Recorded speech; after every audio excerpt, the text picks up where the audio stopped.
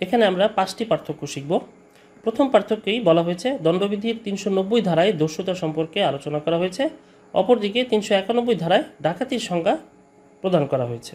1 নম্বর পয়েন্টে আমরা পেয়ে যাচ্ছি ধারাগত পার্থক্য। দস্যুতা হচ্ছে 390 ধারায় আর ডাকাতি হচ্ছে 391 ধারায়। 2 নম্বর পয়েন্টে বলা হয়েছে দস্যুতা হলো চুরি ও বলপূর্বক আদায়ের গুরুতর রূপ, অন্যদিকে দস্যুতার গুরুতর রূপ হচ্ছে ডাকাতি।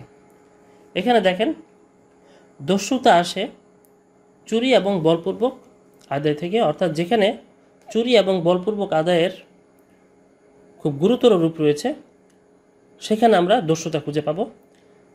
অপরদিকে এই দস্যুতারই যখন আরও ভয়াবহ রূপ তৈরি হবে, অর্থাৎ সেই দস্যুতা যখন কমপক্ষে 5 জন বা তার চেয়ে বেশি লোক মিলে সংগঠিত করবে, তখন আমরা সেটাকে বলবো ডাকাতি। 3 নম্বর পয়েন্টে বলা হয়েছে দস্যুতার ক্ষেত্রে অপরাধী 1 জন হতে পারে, অপরদিকে ডাকাতির ক্ষেত্রে সদস্য সংখ্যা অবশ্যই 5 জন বা তার চেয়ে বেশি হতে পারে। এখানে অপরাধীর সংখ্যাগত পার্থক্য এটি। যখন কেউ দস্যুতা সংগঠিত করবে তখন সে 1 জনও হতে পারে, 2 জন 3 জনও হতে পারে, সেটি দস্যুতা হলো। কিন্তু সেই দস্যুতাই যখন কমপক্ষে 5 জন মিলে করবে বা তার চাইতে বেশি মানুষ মিলে করবে, তখন সেটি হয়ে যাবে ডাকাতি।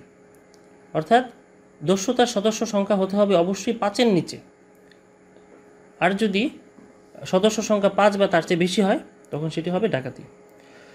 4 নম্বর পয়েন্টে বলা হয়েছে যদি চোর চুরি করার উদ্দেশ্যে বা চুরি করার সময় বা চুরি করার সম্পদ সরিয়ে নেওয়ার সময় ইচ্ছাকৃতভাবে কোনো ব্যক্তিকে হত্যা করে, আঘাত করে বা অবৈধভাবে আটক রাখে অথবা আটক রাখার ভয় দেখায়, তাহলে উহা হবে দস্যুতা।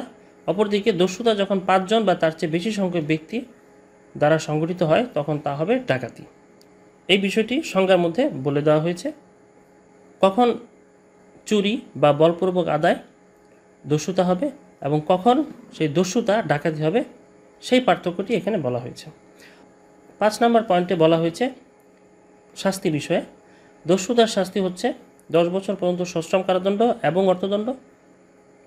আর যদি সেই দস্যুতা করা হয় রাজপথে সূর্যাস্তের পরে এবং সূর্য উদয়ের আগ পর্যন্ত মধ্যবর্তী সময়, তখন সেই দস্যুতার ক্ষেত্রে শাস্তি হবে 14 বছর পর্যন্ত কারাদণ্ড। অপরদিকে ডাকাতির শাস্তি হবে যাবজ্জীবন কারাদণ্ড বা 10 বছর পর্যন্ত সশ্রম কারাদণ্ড এবং অর্থদণ্ড।